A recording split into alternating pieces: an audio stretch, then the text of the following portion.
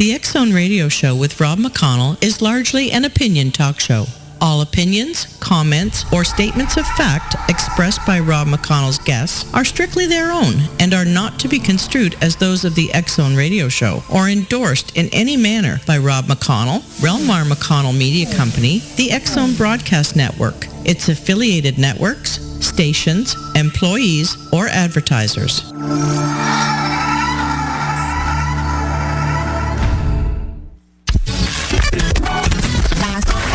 All Hit Radio.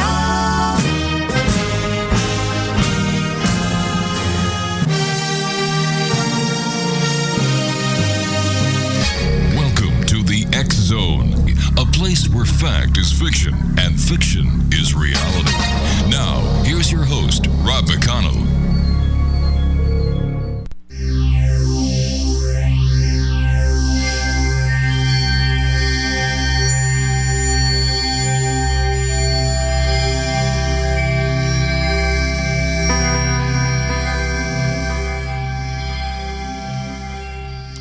Welcome back to the X-Zone. I am Rob McConnell. We're coming to you from our studio in Hamilton, Ontario, Canada. And I have Charles Stansburge with us this hour. He is a MUFON State Director, Section 12.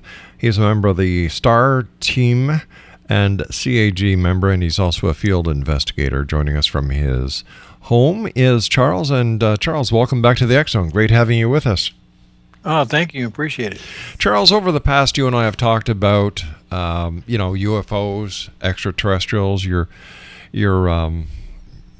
position, your experiences.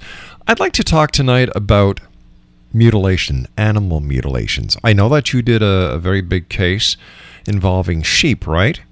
Yes. And I was wondering if you could tell us about that case and take us through the steps that you used to investigate the case, and what conclusions you came to.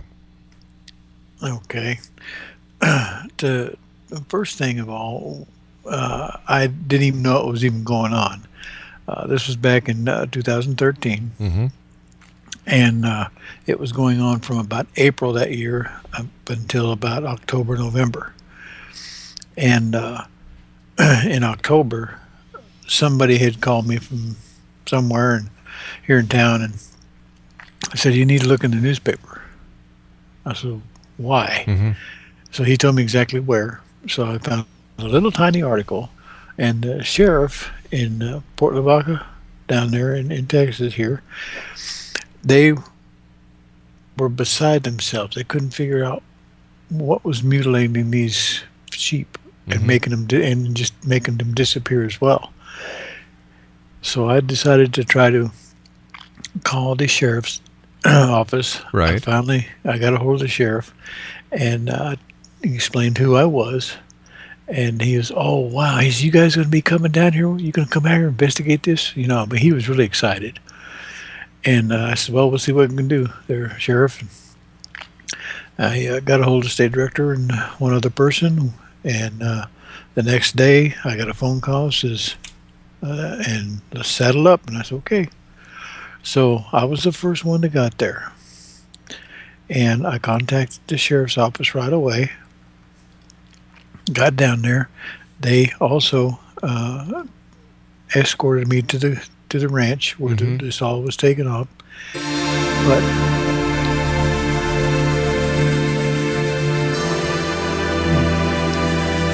But all right, Charles, we've got gremlins. Sorry about that, friend. No problem. But I talked to him, and I says, "Can I get everything that the reports coming from him and the reports that the officers, the deputies went, and so on and so forth?" "Yes, you can." I said, "What about photos?" He says, "Yes, we have about 45 photos." I said, "May I have some? May I have them?" He goes, "Sure." They made a copy of everything for me. Our state director and this other person came that late that night, but I was there early. I got the hotel set up for us, and then the sheriff's office went in and took me out there, and I met the man and his wife, and he had one of them four-legged or little buggy thing, and had pretty good wide tracks on it. He says, "You want to go around?" I said, "Yeah." So we started going around, and he showed me exactly where everything was. The carcasses are still there. Were still there at the time.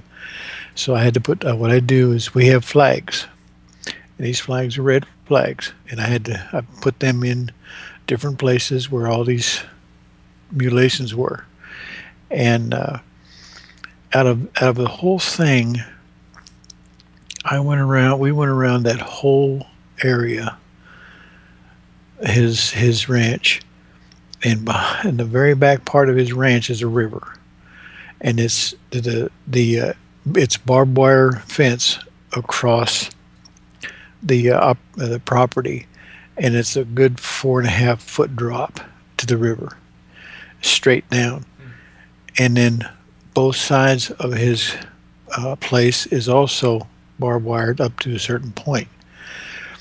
And I checked the whole thing twice to see if there was any footprints anywhere, any paw prints anywhere, any dragging somewhere of any kind of meat that might still be somewhere else, that, if there was any predators going on. And then once I started looking through the photos, I talked to those people for a little bit, and then that evening our state director and the other person came, and I gave her a copy of the photos and a copy of the reports. And she says, "Have you got everything done over there?" And I said, "Oh yes, everything's done." And this gentleman, though, he, for some reason, he did not cover up the ones that were the latest one that was there, that was mutilated. And I told him, I said, "Get it covered up before any other animals get in here." So they said, okay. And the next day, we all went in there together. We did exactly what I was doing, checking the perimeter and so on and so forth. And there were, let's see, 1, 2, 3, 4, 5. There was 8 bodies. Wow. In different parts, and they were close to one area. They were really close to one area, and a lot of people were saying that they were predators that was doing this. Yeah. But when we investigated this thing, the way it was done, it was surgically done. Okay, the belly of the sheep was cut in a half moon, and they pulled it back, took out the belly, and took only the reproduction organs. That's all that was taken on the females. And the males, they basically didn't do anything there but just take their genitals.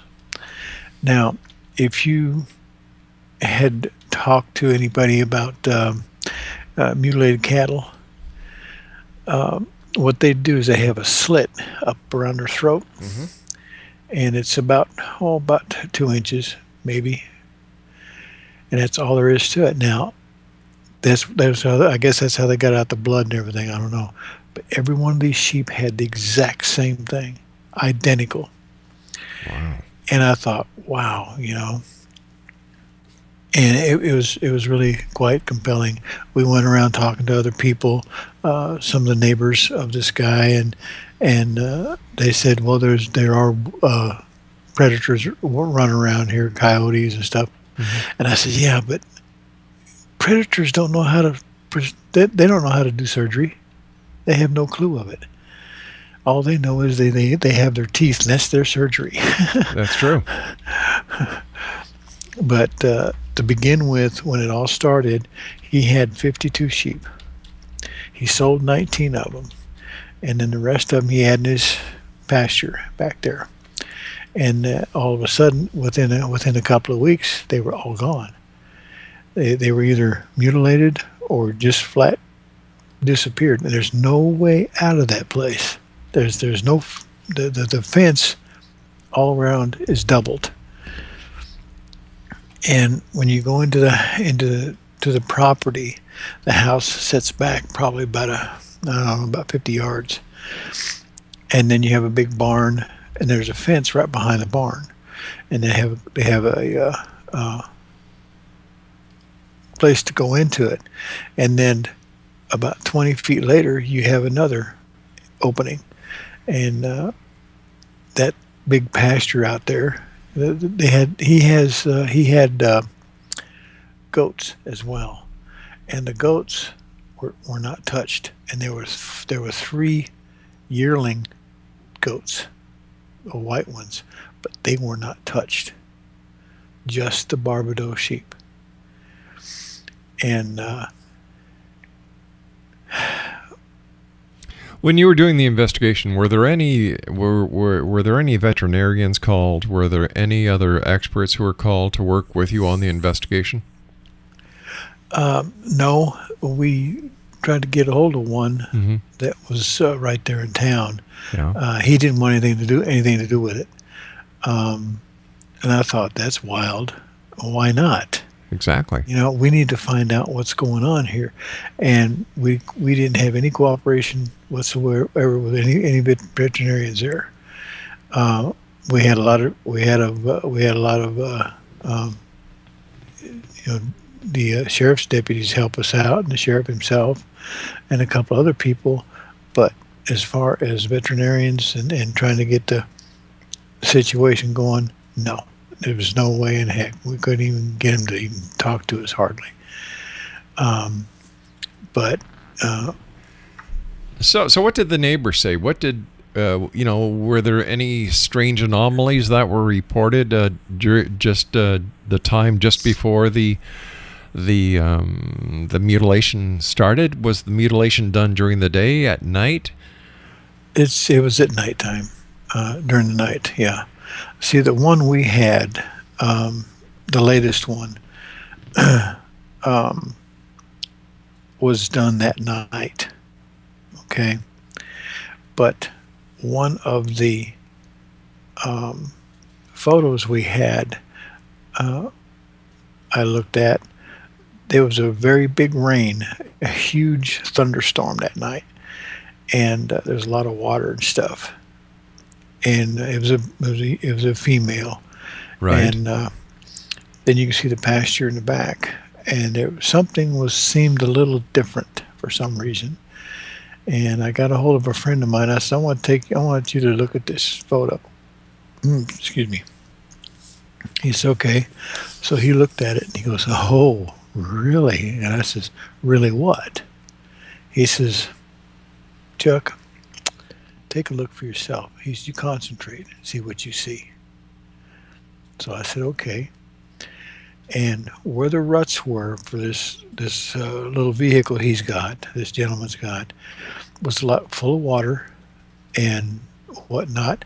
And then all of a sudden, the ruts stopped next to some trees up in front of it. And there's a big, huge area around there. It's probably, I don't know, maybe 30 yards around, 30 yards circumference. And it was all flattened down, and it was it was smashed down counterclockwise, like something had landed there. Would that be similar to what people see in a crop circle? Yeah, similar. But this wasn't a crop circle.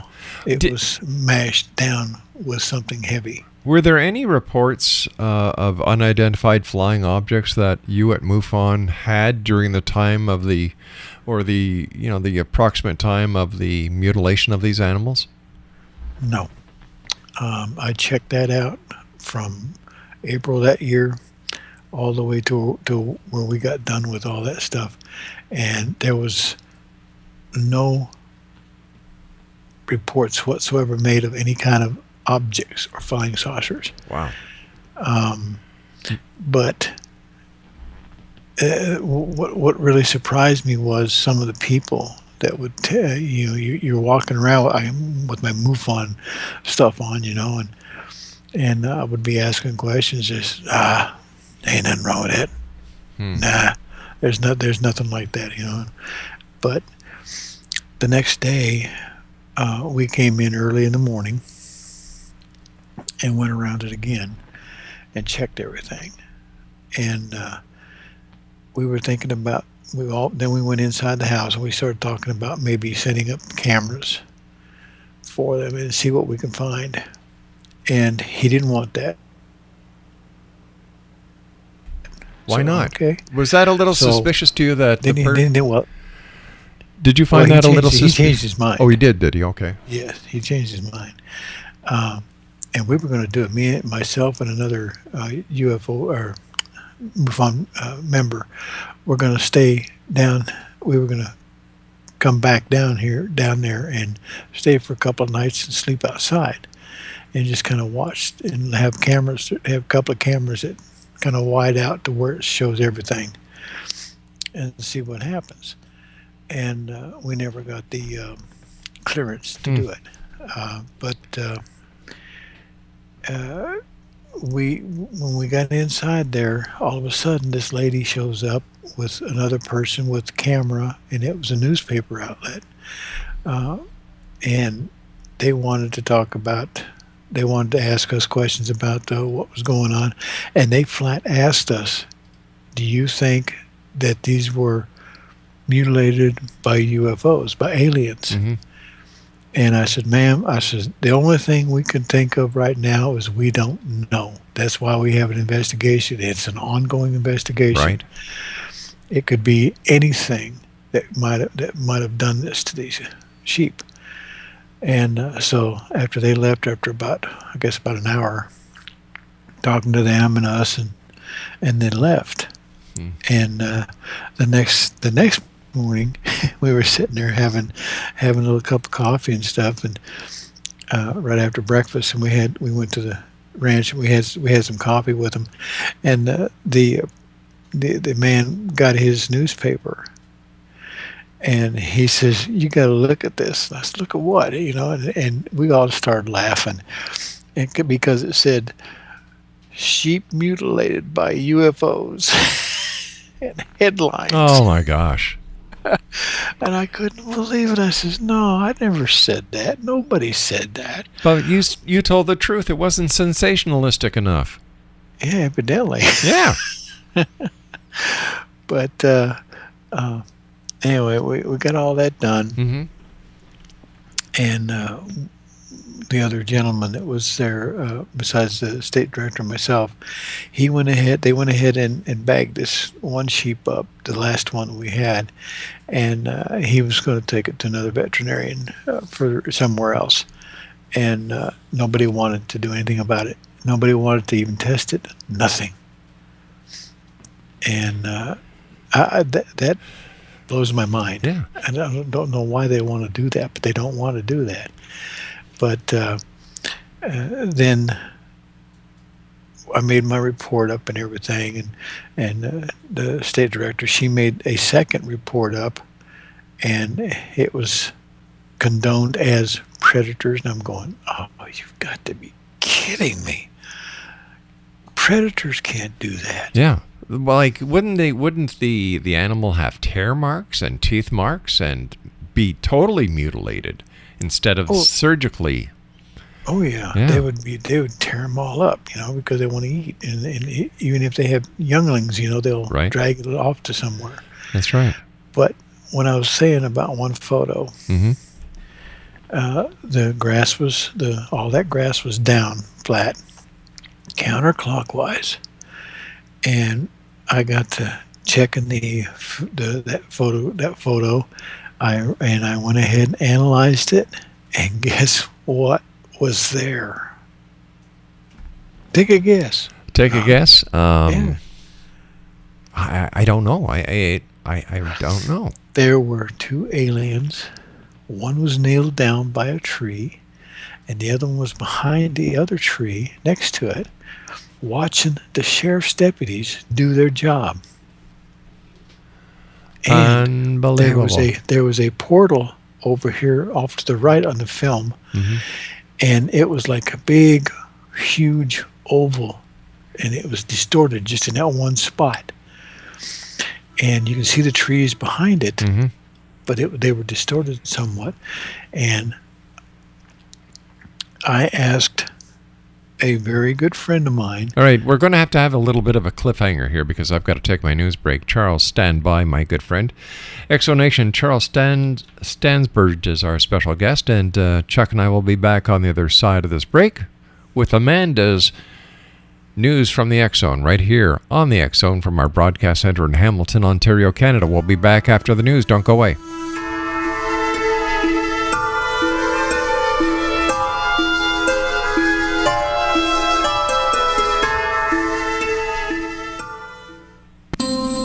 You're listening to the X-Zone Broadcast Network, www.xzbn.net.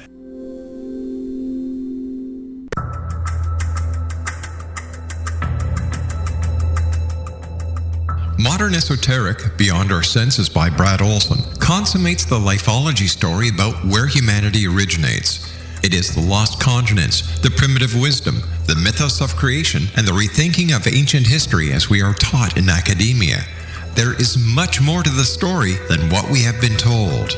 As this is the first book in the Esoteric series, Modern Esoteric starts at the beginning of time and accelerates up to this modern age.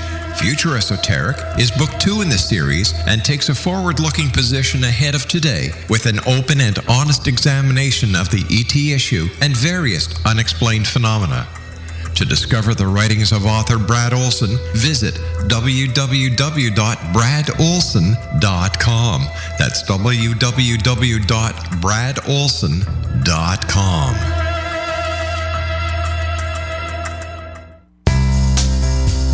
Gibbs A. Williams, Ph.D., is a practicing psychoanalyst, supervisor, researcher, and author in New York City. Much of his life has been dedicated to understanding nature and the uses of meaningful coincidences or synchronicities. His radical and original non-Jungian, non-mystical, non-magical theory of synchronicities illuminates much of the fog surrounding this challenging and perplexing topic. His ideas and manners are fresh, presented in a style that is both entertaining and highly informative. He is also an expert on crisis intervention, specially focused on violence reduction for the police and citizens, mastering anxiety, frustration, and stress without the use of medication, and effectively preventing and treating heroin addiction. Dr. Williams can be contacted at his email address at gwwilliamsny11@aol.com or visit his website at www.drgibbswilliams.com. This is News from the X-Zone. I'm Amanda Curran. A revolutionary new software developed at NASA's Jet Propulsion Laboratory has now enabled the Mars Curiosity rover to select rock targets for its laser spectrometer autonomously for the first time ever. While most targets are still selected by scientists here on Earth, the chemistry and camera instrument, known as ChemCam, is now frequently choosing multiple targets per week for analysis. Scientists explain that to select a target autonomously, the software's analysis of images uses adjustable criteria specified by scientists, such as identifying rocks based on their size or brightness. The criteria can be changed depending on the rover's surroundings and the scientific goals of the measurements.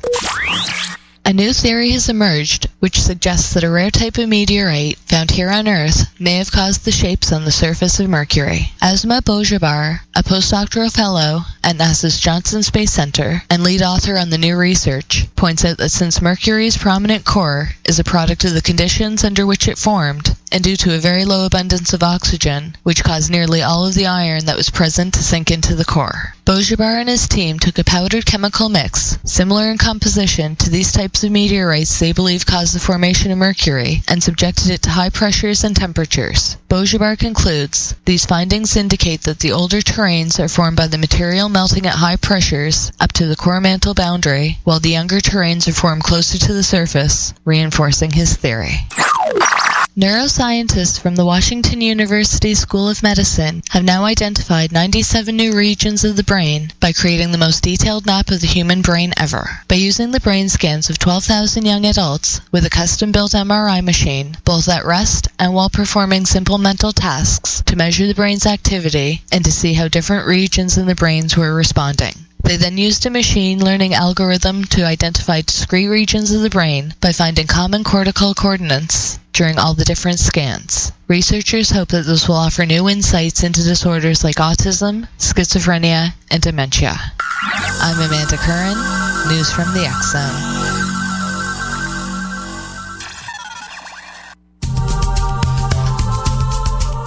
If you enjoy reading a good mystery with a touch of the paranormal, then you'll love From Out of the Woodwork by William S. Peckham. Sean Kennedy, a Toronto contractor, buys derelict houses, guts them, and turns them into multi-family dwellings. When Sean buys 29 Livery Lane, a century house in ruins, and starts the renovation, the house fights back. He is visited by ghosts of owners past. His visions are triggered by touching an oak mantle, reading a faded letter, opening an old locket, or opening a brand new casket in the basement. These visions will take you on a trip across southern Ontario from Niagara Falls to Toronto to Kingston. From Out of the Woodwork is now available in paperback and on your favorite electronic reader. To order your copy of From Out of the Woodwork, go to www.williamspeckham.com. That's www.williamspeckham.com.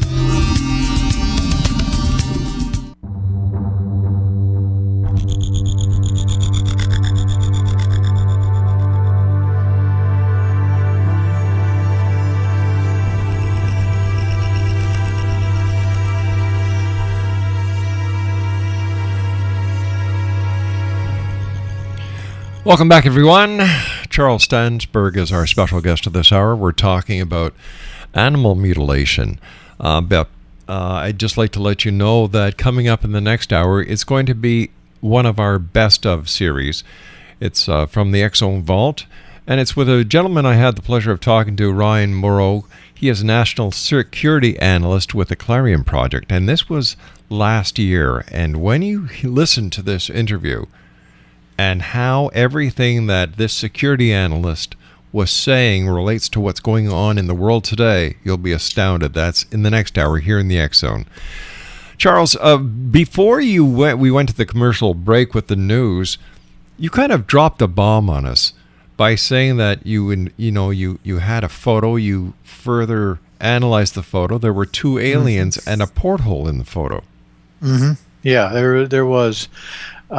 I mean, I had to look at it several times, and I just couldn't believe it. And I showed it to a few people, and matter of fact, I took the photo, I put it in my computer, and we had a meeting with our membership, and I put it up on the TV, right? And when I opened it up, I said, guys, I want you to look. You tell me what you see, as I'm not going to say anything. You tell me if you see anything there. And right away, they were seeing things. They saw the ETs, two of them. They saw the door, the portal thing, and that the grass was all counterclockwise. I mean, just right away, they started saying, oh, man, is this real? I said, yeah, it's a very, very, very real photo. And they just couldn't believe it. But yeah, it happened, and I told a few people that, matter of fact, in MUFON, just about two people in MUFON, I wanted them to take a good look at that photo. And I never really got a response back, with the exception of you did a great. You had a great case there, Chuck. You did a great job on it. Congratulations. That's all I got. But whatever happened to the photo? Oh, I still got it. I've got all of them. Like here you've got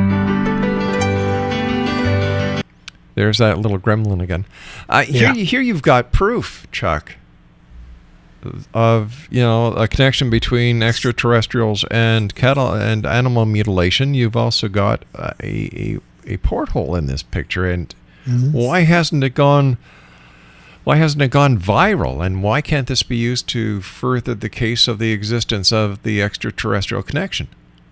Well, if I try to say, if I put it up in Facebook or something like that, I'm liable to be called down and saying, what are you doing?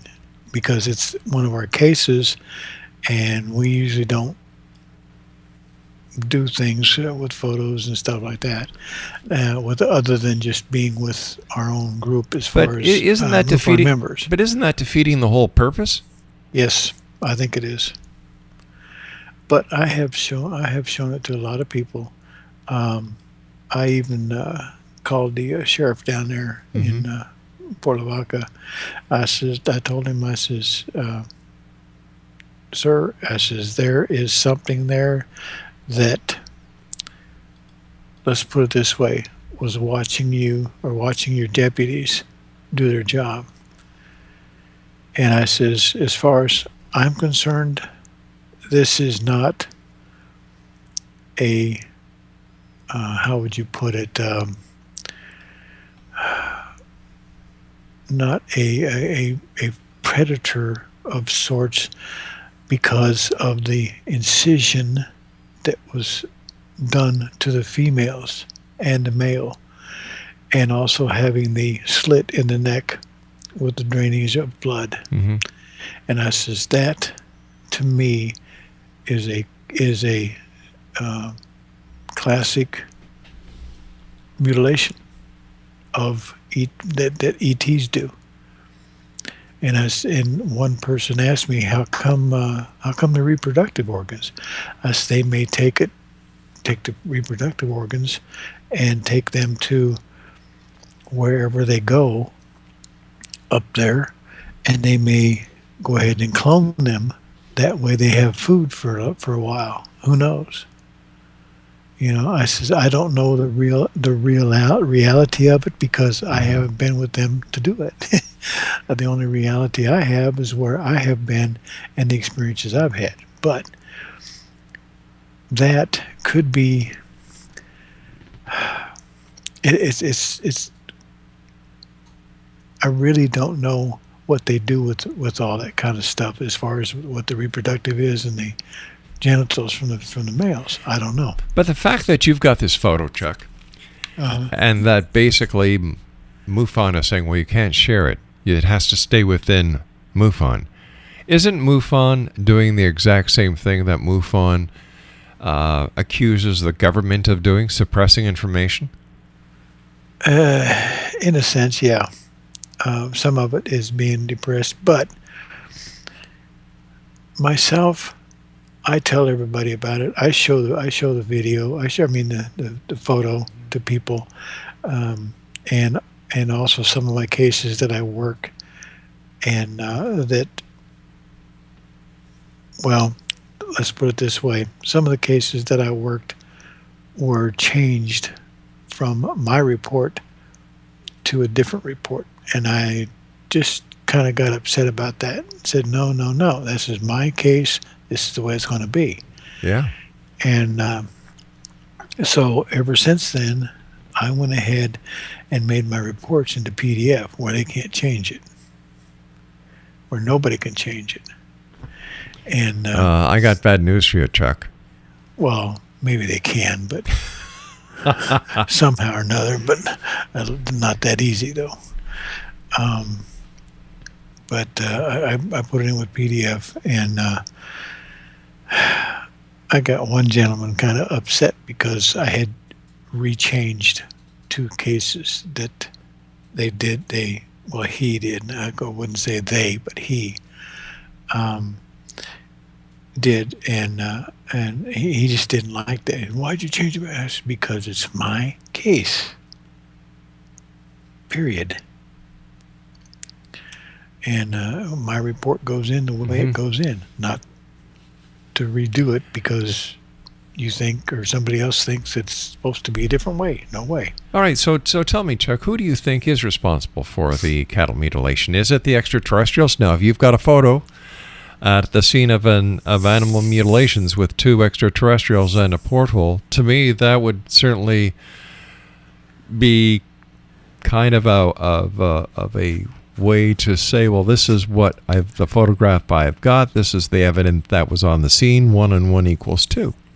Exactly, and that's the way I put it. If anybody asked me, well, did any predators do it? And I said, no. These sheep were actually mutilated the way that cattle are mutilated, in the exact same way. So nobody can tell me any different that it's not ETs. And I still say that it is. Are mutilations only done at night? Most of the time, 99% of the time, yeah. So there were no reports of UFOs. There were no witnesses to anything strange or out of the ordinary. How far were these sheep away from the barn or other animals? Okay, you have those sheep were in the field part. I mean, the ranch part, the section that was 20 feet across, and it goes all the way across from one side of the ranch, all the way over to the other side, and then part of it kind of makes a right turn and goes all the way up to the road. So you have the house here and the barn here, then it kind of like an L there, and then you have the big where all the sheep were. The goats were inside the small part, and the sheep were all always out there in the pasture. That's where they were constantly at. That's where he would feed them, and this and that. So there were no reports of any other strange occurrences. This police department didn't have any air traffic control, no UFO reports, no strange sightings in the media. No, nothing like that. I checked everything. I made phone calls to like airports. Sure. And at the towers. No, we didn't have anything like that, this kind of stuff.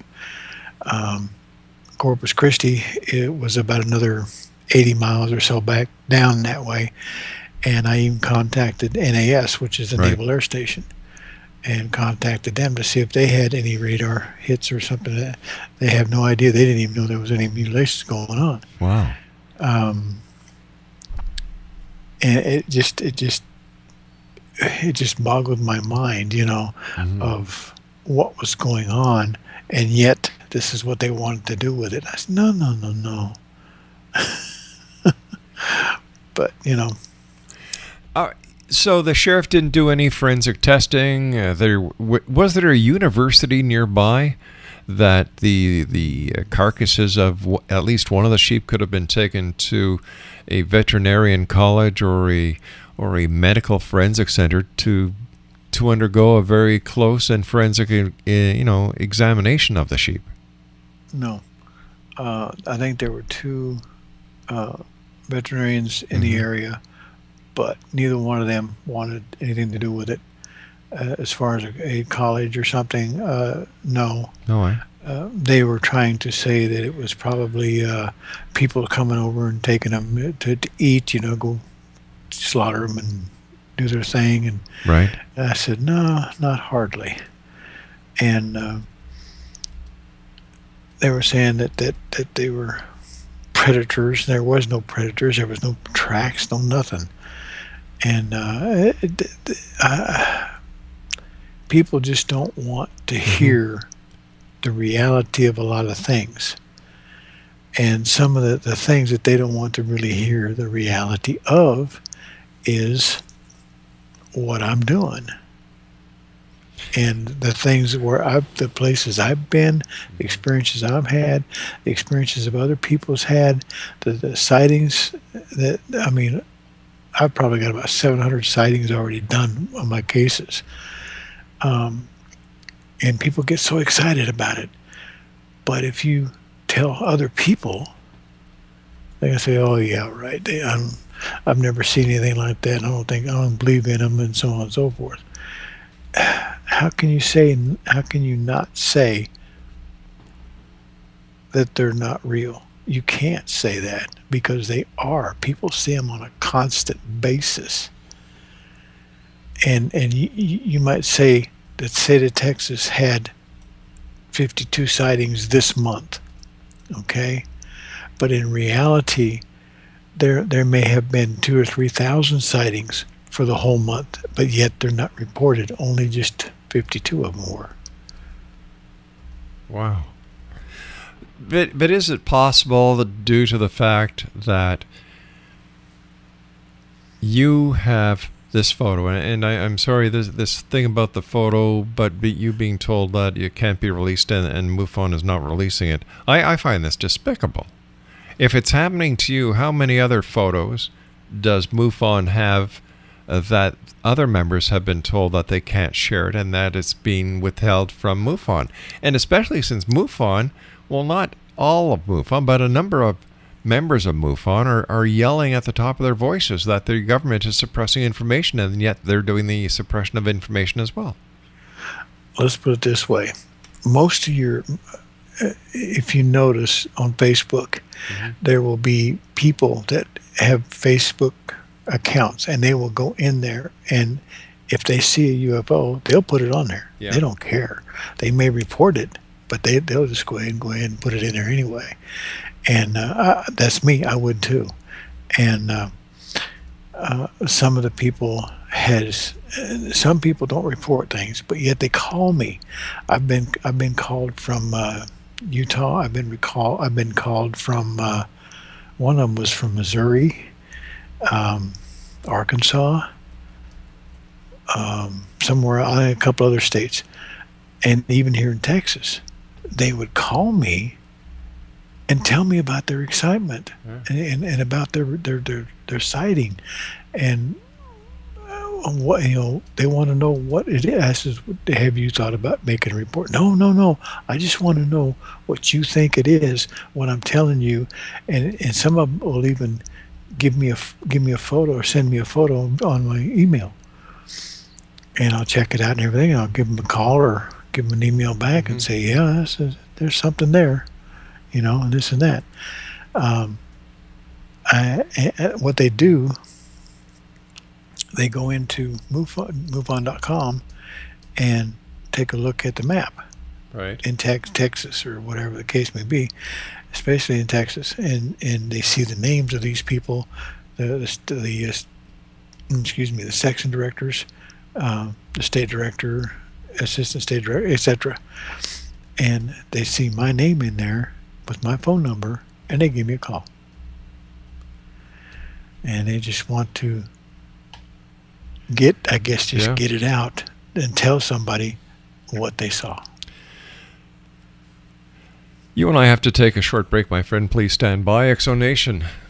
Charles Stansburge is our special guest, and Chuck, how can people contact you if they'd like to share a sighting with you? Well, they can either get a hold of me on chuck@mufontx.com .org.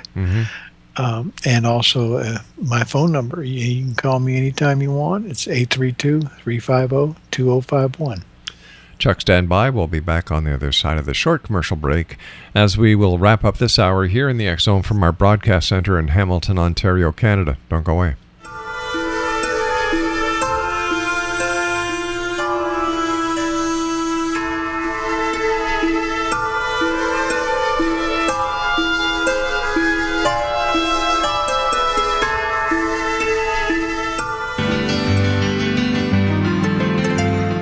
Named one of the world's greatest psychics, Elizabeth Joyce is now giving readings worldwide via Skype. Elizabeth Joyce is recognized for her clairvoyant ability to help find missing persons, her analysis of dreams, past life regression work, mediumship, and her accurate predictions. Elizabeth has been a frequent guest on the X-Zone radio show with yours truly, Rob McConnell, now for several years. For an appointment with Elizabeth Joyce, call 201-934-8986 or Skype at elizabeth.joyce. And for more information, you can always visit Elizabeth Joyce online at www.new-visions.com.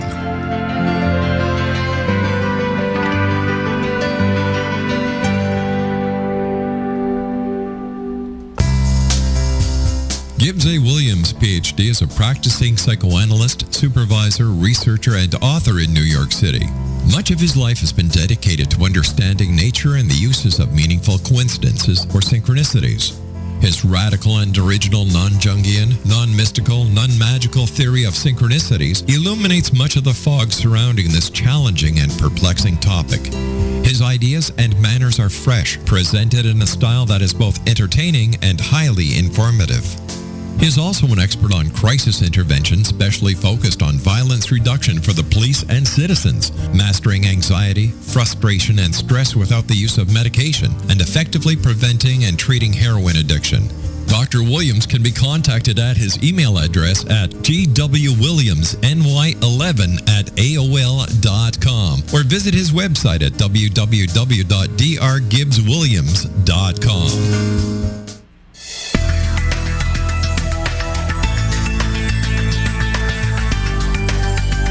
Do you think you have energy problems in your home? Do you feel better when you're away than when you're home? Joey Korn is a global leader in the world of dowsing who specializes in personal energy clearing and space clearing.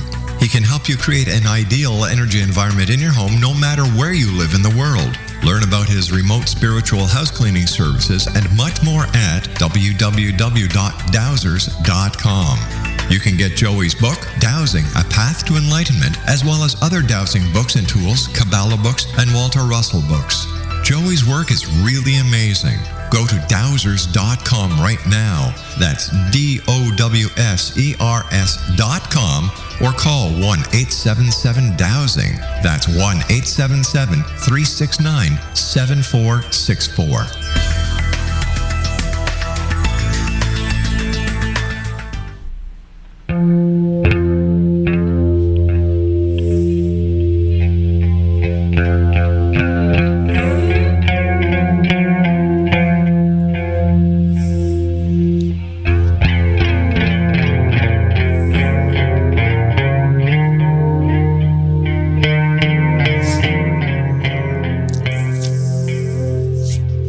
Charles Stansburge is our special guest of this hour, X-Zone Nation.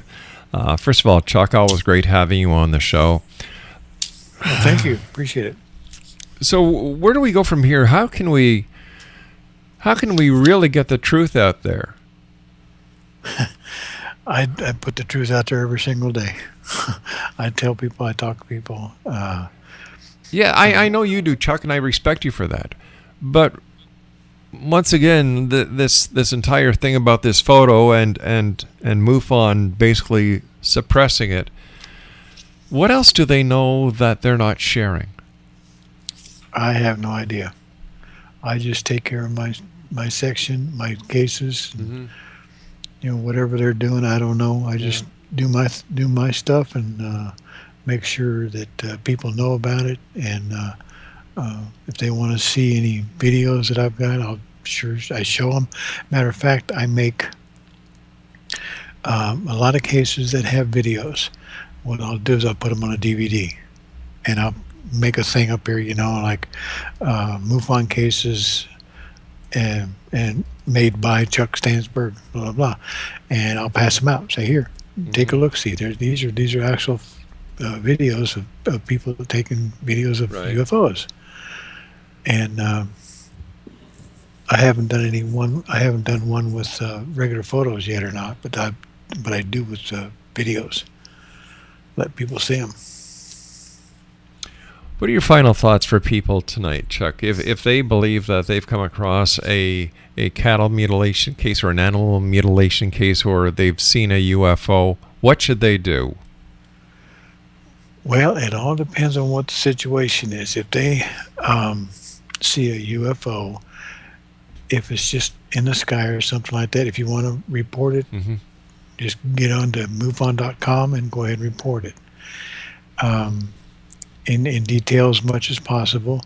Everything that is on the report, including your name, address, phone number, and all that stuff, is completely secure.